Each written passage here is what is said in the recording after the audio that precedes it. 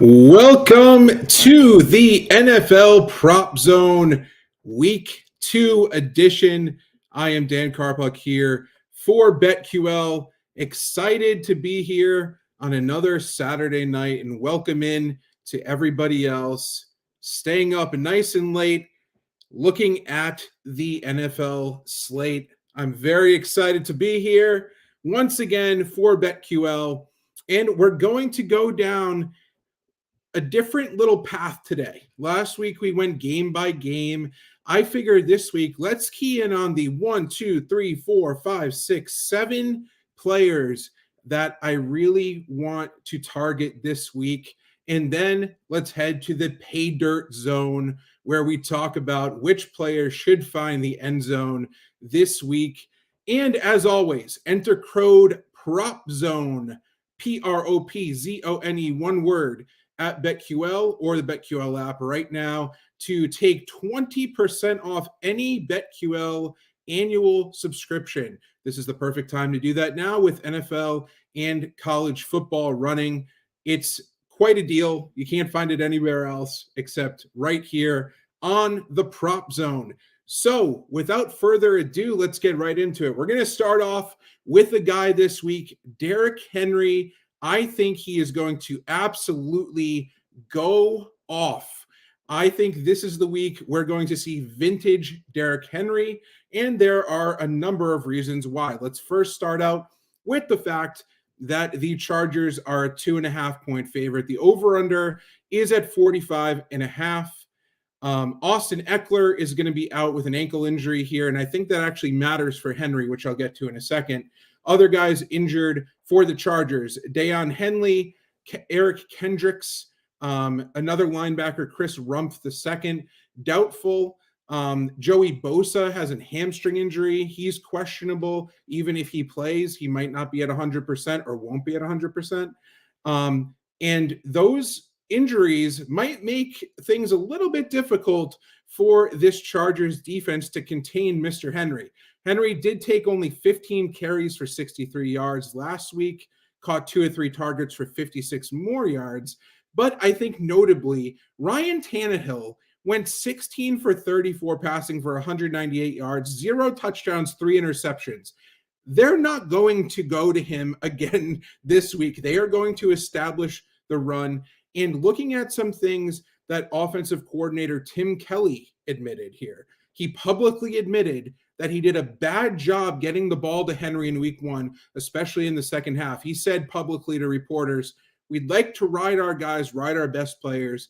I think that goes back to what we were talking about earlier with having game plan, and then I have to do a better job of just going out there and executing. So Tim Kelly, the offensive coordinator, really went out there and explained, okay, this is on me. Derrick Henry should be getting the ball more than he got the ball in week 1. TJ Spears actually outsnapped Henry 34-30 in week 1, which was shocking to me. Henry did get 15 carries, yes, but this week with wide receiver DeAndre Hopkins questionable, he didn't practice all week, with Treylon Burks seemingly playing through this knee injury that he has, with no faith in Tannehill after last week, this just seems to me like give the ball to Derrick Henry and let's see what happens. It's also worth noting that TJ Spears actually dealt with a groin injury during the week too. He was held out of practice earlier on the week before he was cleared.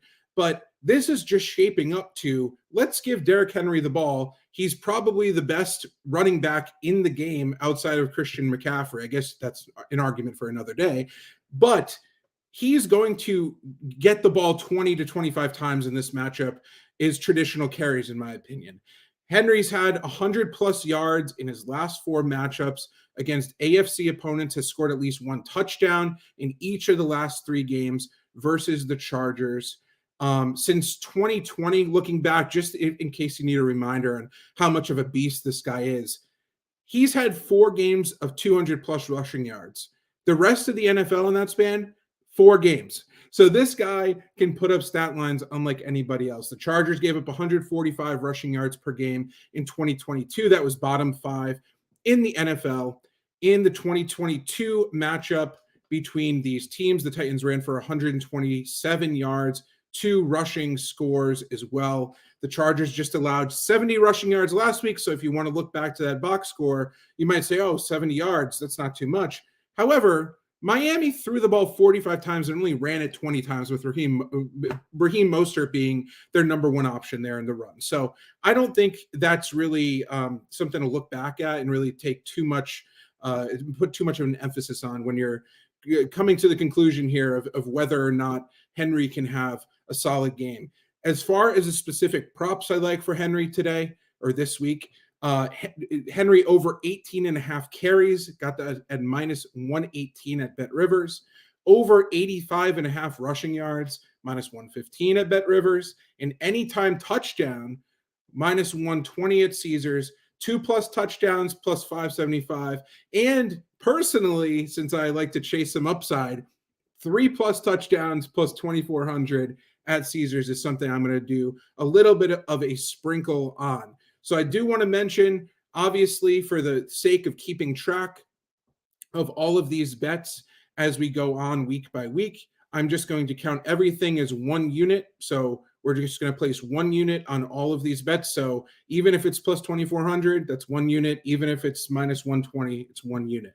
So just to keep track of everything and make sure everything is uniform throughout the season. So after week 1, we went 22-11 on the picks in this show specifically here. So that's 66.7%, 2/3 of the bets hit, and we gained 9.47 units. So up a nice amount here after week 1. We look to continue that here. And I think Mr. Henry is a fantastic player to back as we try to do that. Next up is Justin Fields. Yes, the Justin Fields that got a lot of criticism after his performance last week. Tampa Bay coming off of a surprising win, I would say, against the Vikings, as a 2.5-point favorite against Chicago here, 41-point total, as you can see on the screen. Now, Justin Fields last week, yes, he made some bad reads. Okay. He threw the ball 37 times, though. And I think he's going to be relied on as a passer this week once again here. So I like over 169.5, which seems criminally low to me, passing yards. That's minus 114 at FanDuel. Over 15.5 completions, again, seems very low, way too low.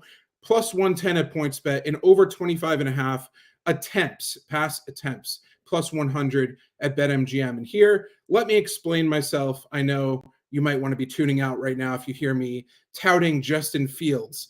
But BetQL is projecting Fields to complete 20 passes for 200 yards, so easily eclipsing those numbers.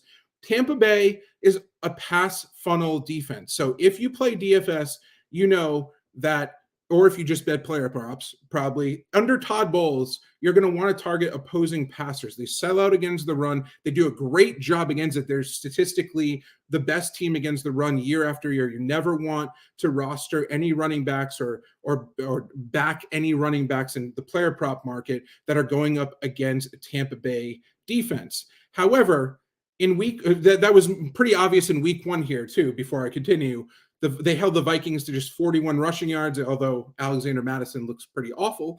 But 41 rushing yards against the NFL offense is pretty legit. But they allowed 328 passing yards to Kirk Cousins and company. That's going to be a little bit. I don't expect them to hold the Bears to 41 rushing yards, but it's quite possible. I do think there's a lot of upside here, though, for Fields. He came off a performance in which he went 24 for 37 last week, 216 yards with a touchdown and an interception against the Packers. he should be able to make things happen through the air. Don't forget, they have DJ Moore, Darnell Mooney, Cole Kmet, a stable of running backs that actually are pretty solid pass catchers, as they showed last week.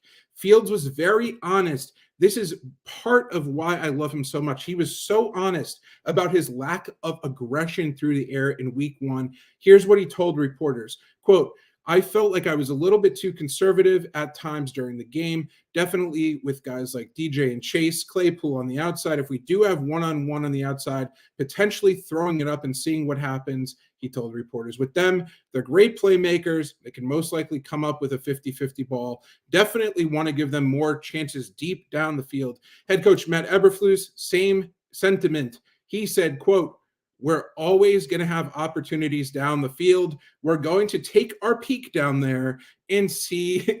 And if it's there, we're going to take the opportunity. So with Carlton Davis with a toe injury, Servokea Dennis with a hamstring injury, another safety, Christian Isaiah, with a concussion, this is going to be a depleted secondary for an already pass funnel defense. So I think Fields is going to soar over all three of these numbers.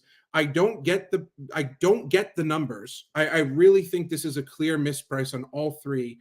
He was the least aggressive passer in week 1 per NFL Next Gen stats. He's going to get a lot of blitzes, but if they could find a way to get the ball out of his hands quickly, and if a guy like DJ Moore can catch a little slant, he can just bust it open for gigantic plays. Same thing with Darnell Mooney. He has a lot of options here, and I love him this week. He's also 7,600 on DraftKings. That's that's $100 less than last week in the DFS world.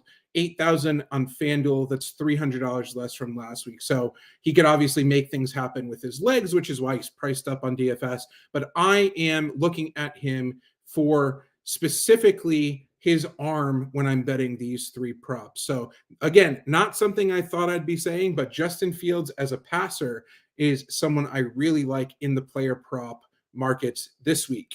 Moving on to James Cook. Now, this is a guy that I'm really, really, really excited about.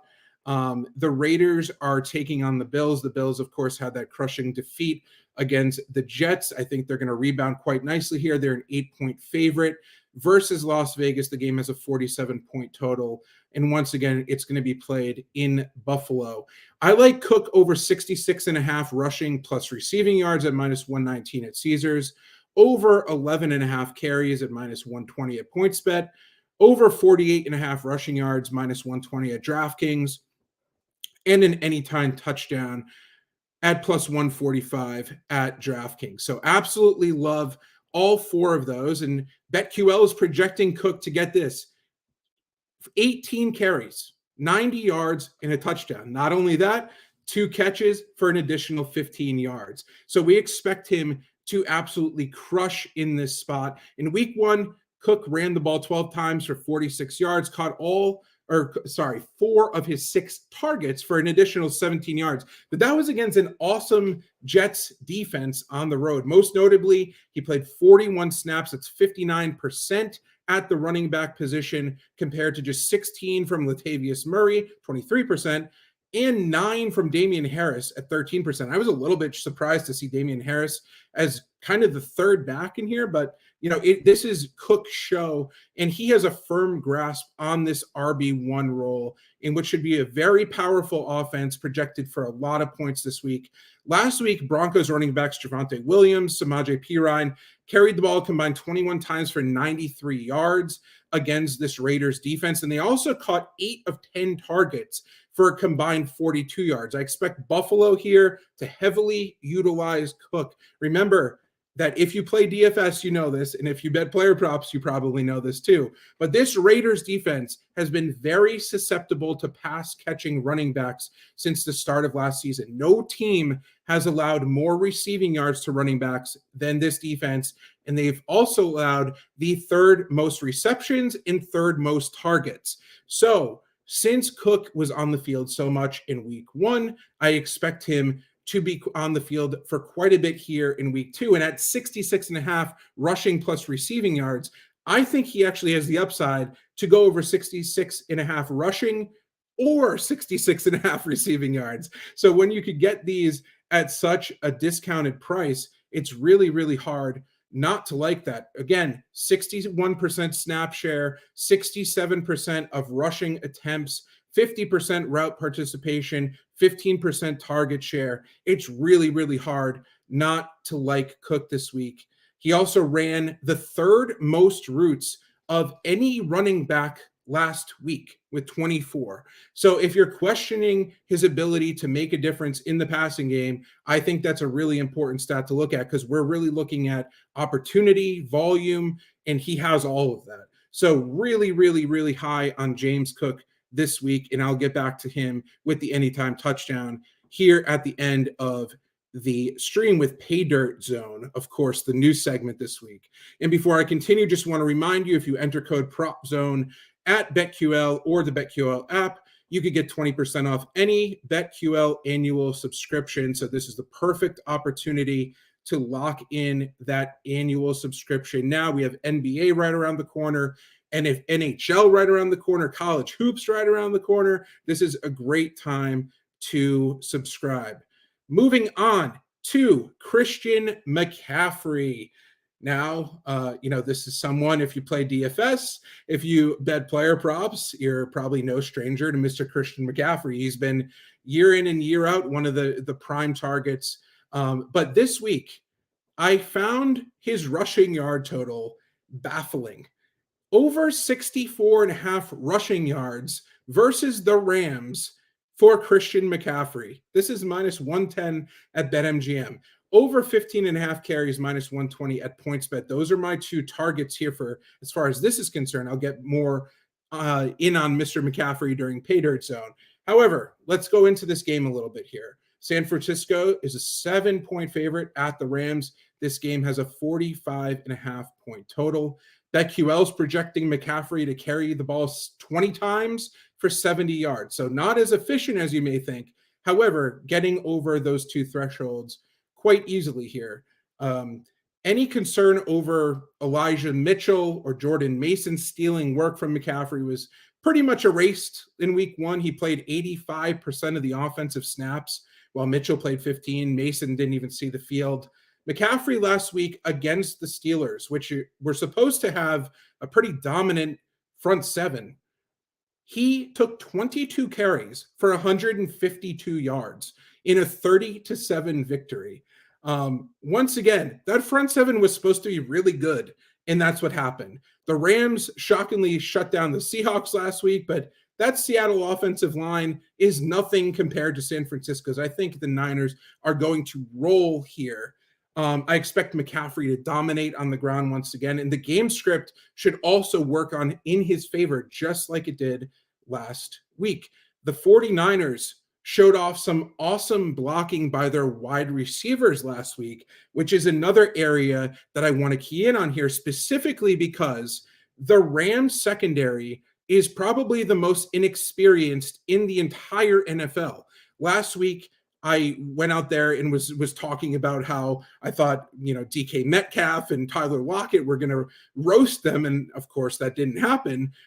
They did show up to play, but it's going to be very difficult for a young, inexperienced, kind of small secondary as well to go up against guys like Brandon Ayuk, who are willing to throw their big bodies around and create those blocks in the running game that a Kyle Shanahan offense really needs. So, I think that, that week one result from the Rams is going to definitely be a little bit of an outlier when you look back at the end of the season here.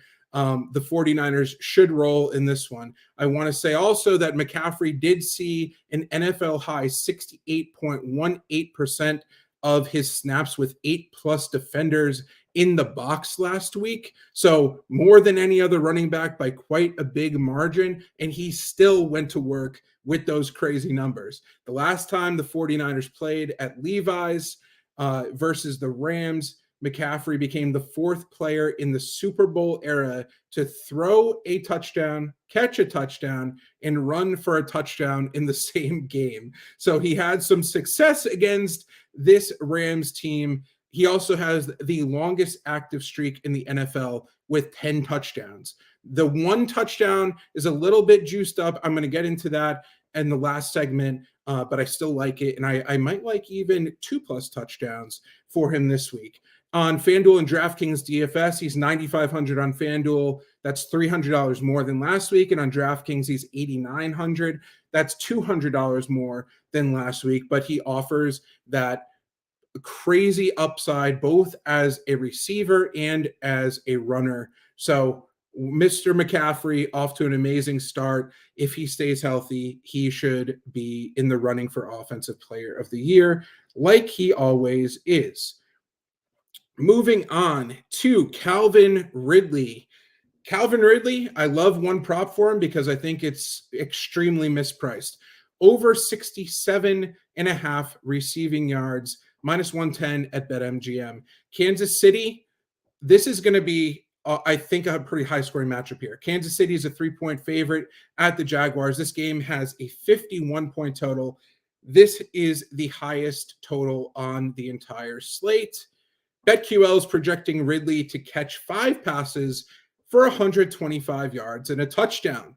So easily getting over that 67.5 receiving yard mark.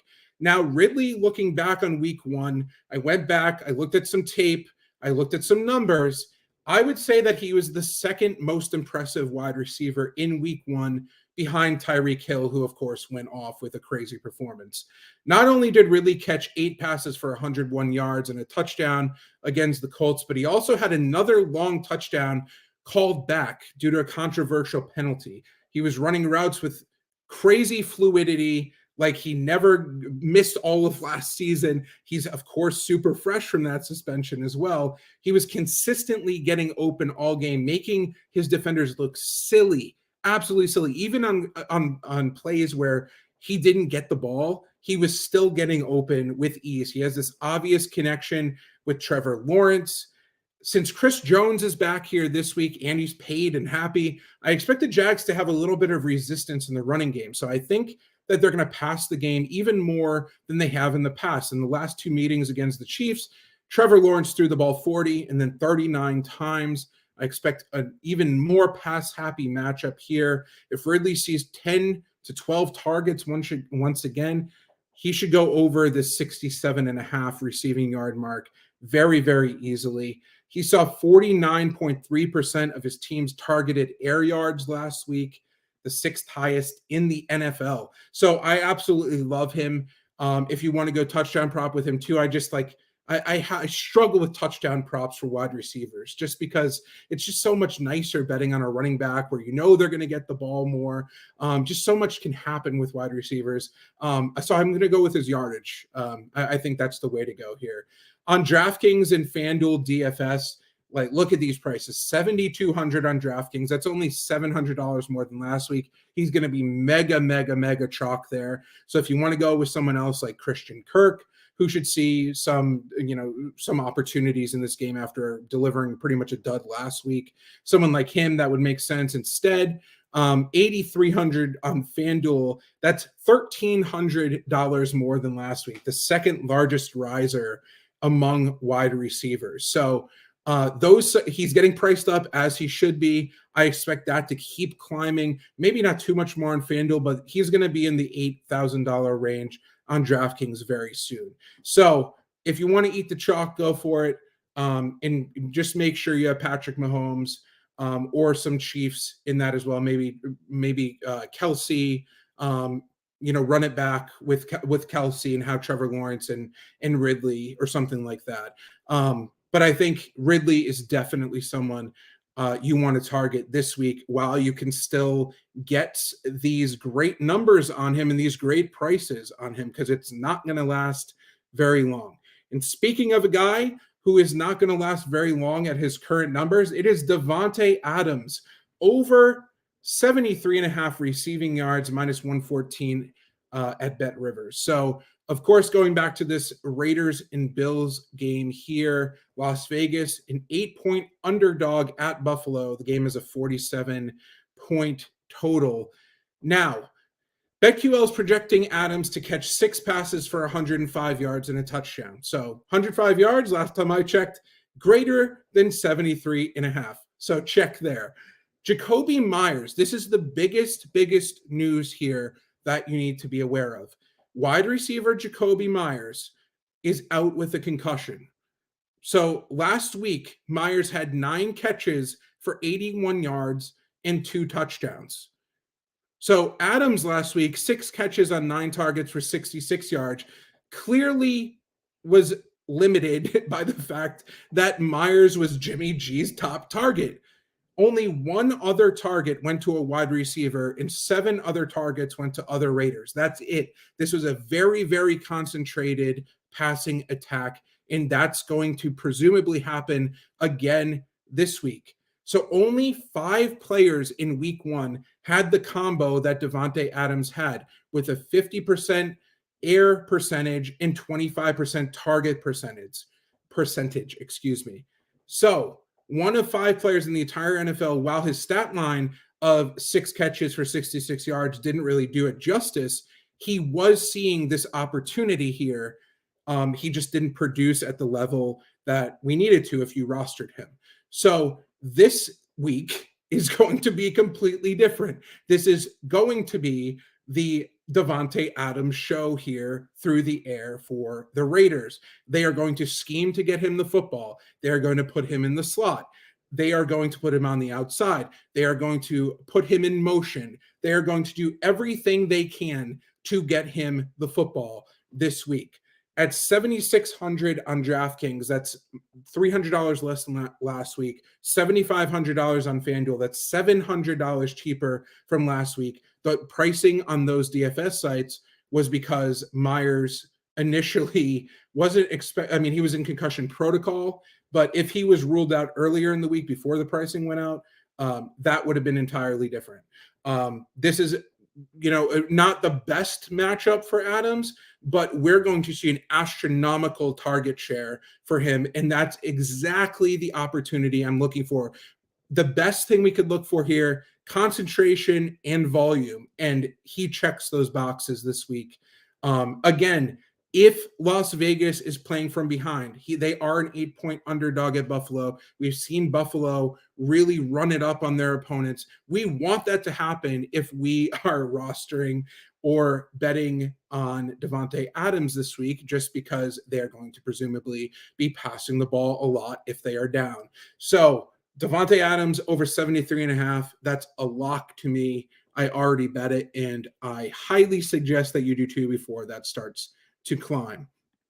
Finally, before we get to the new segment called Pay Dirt Zone, I have to talk a little bit about Bijan Robinson.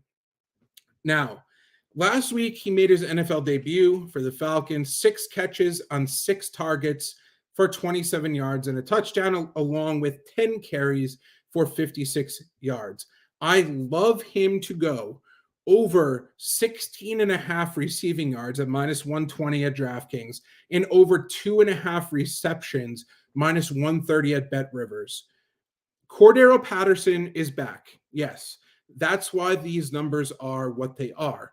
He is going to make an impact in the passing game. He is going to be lining up at tight end. He's going to be lining up in the backfield. He's going to be lining up at wide receiver. Heck, he might line up at quarterback. He's going to be all over the field. I think he was listed as a joker. That's his position, is the joker position. Basically, anywhere on the field. Maybe he'll even line up at offensive tackle once in a while. But he's going to be back. That's why these numbers are what they are. I don't care whatsoever. Chicago's running backs last week against this Packers defense caught 11 of 15 passes for 80 yards. And while the Bears obviously did a lot of that when they were behind, Justin Fields checked the ball down more than usual. It did prove that it could be a pretty effective strategy to gain some positive yardage against this defense. The blueprint is clearly there. Robinson should be heavily utilized after his solid debut and could easily get over this yardage mark on 1 reception based on his explosiveness. I like him, obviously, to have 3 or more receptions, which is the over 2.5 receptions part of this. But you have to think of, what does this Falcons offense do well? Well, they're going to probably, just like last year, have the most run-heavy offense in the NFL. They are going to use Bijan Robinson, Cordell Patterson, and Tyler Algier, just like they did last week. Cordell Patterson wasn't there last week, but Tyler Algier had a great game last week, a couple touchdowns for him.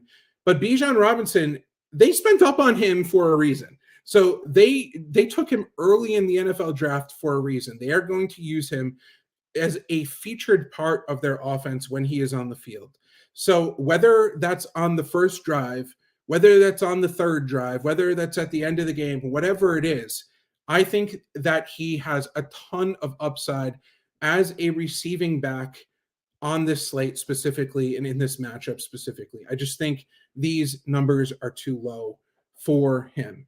So we went over Derrick Henry. We went over Justin Fields, James Cook, Christian McCaffrey, Calvin Ridley, Davante Adams, Bijan Robinson. Now let's get to the last segment of the show called Pay Dirt Zone.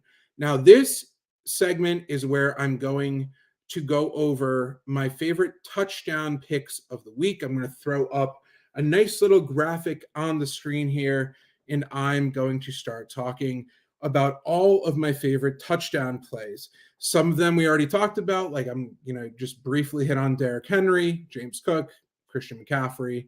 I'm going to go into the best prices, where you can get the best prices on all of those guys. But then I have 3 other picks that I think are fantastic options for this week on this slate. So let's get into the Pay Dirt Zone. So first up, we are going to talk about Derrick Henry. As you can see, his name is listed 3 times.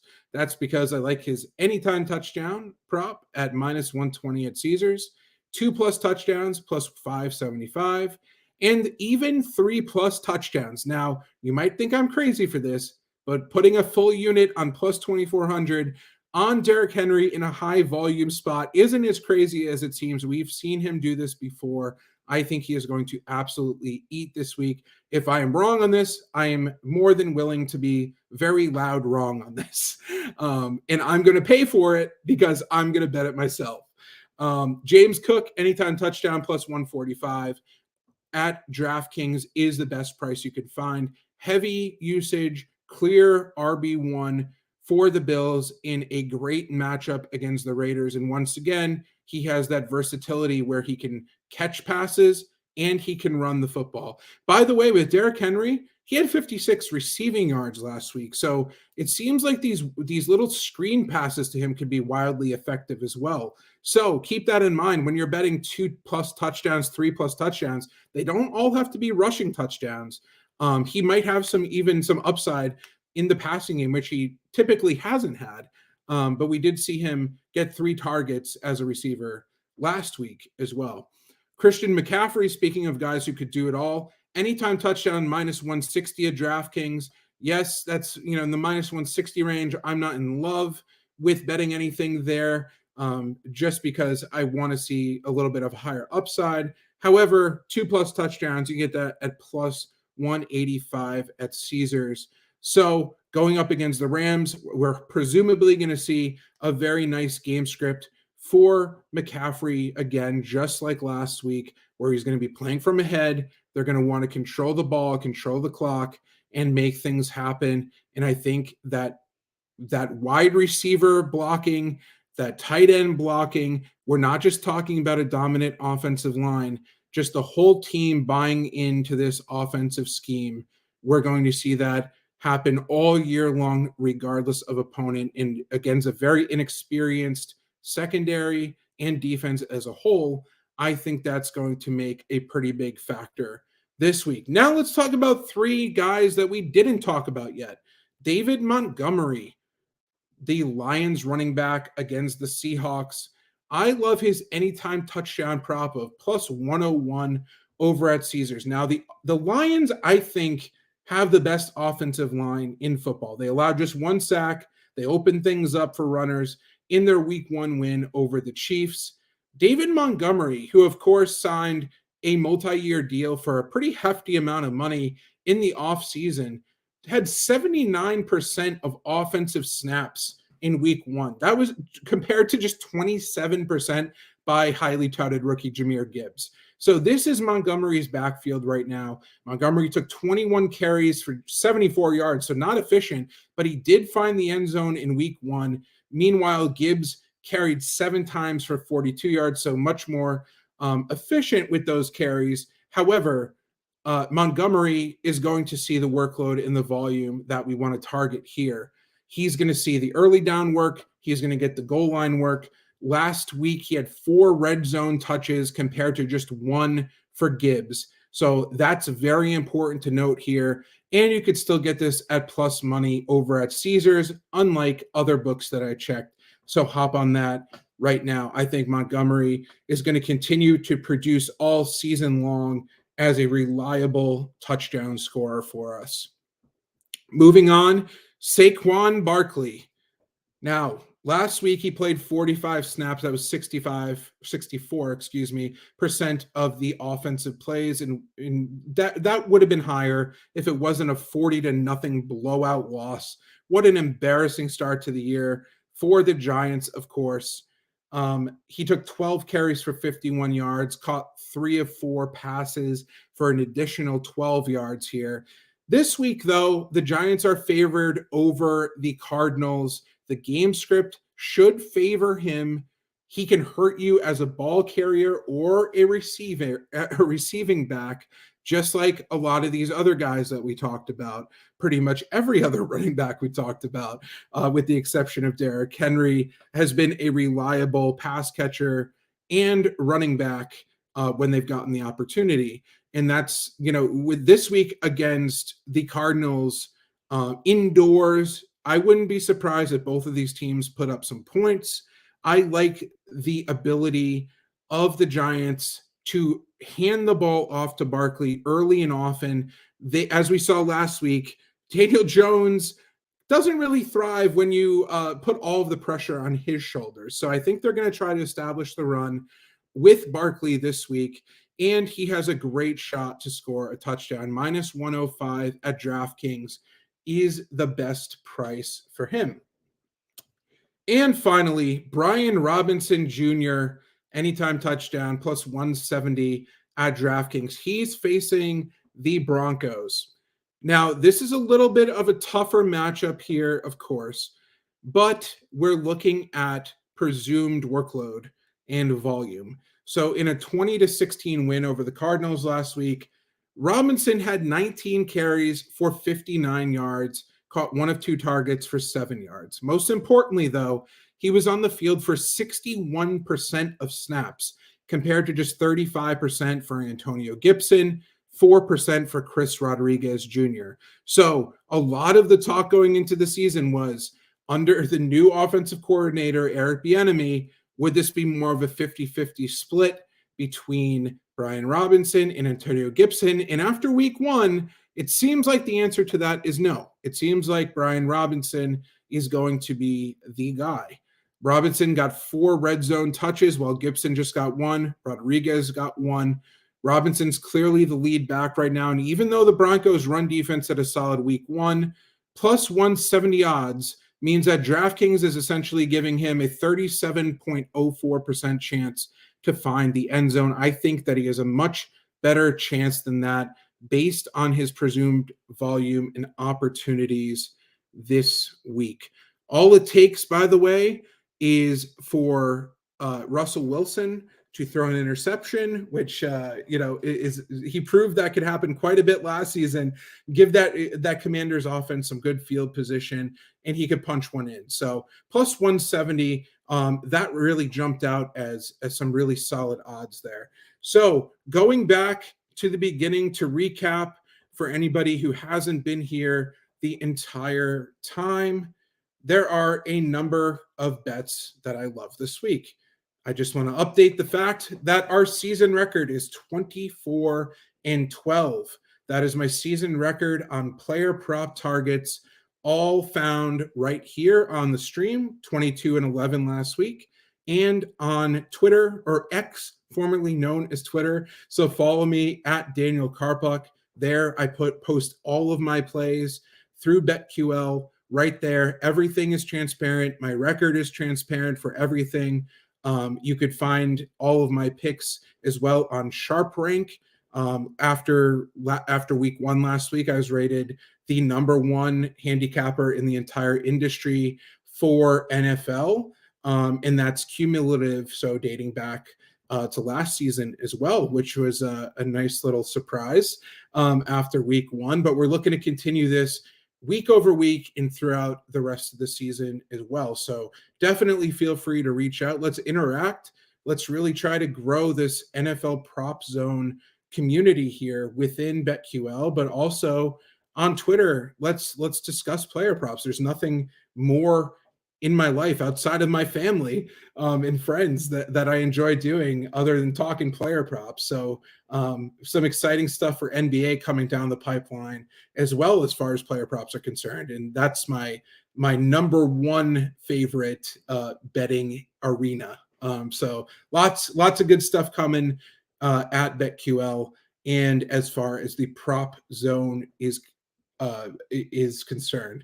So to recap here, Derrick Henry, over 18.5 carries, -118 at BetRivers, over 85.5 rushing yards, -115 at BetRivers, anytime touchdown, -120 at Caesars, 2+ touchdowns, +575 at Caesars, 3+ touchdowns, +2,400 at Caesars.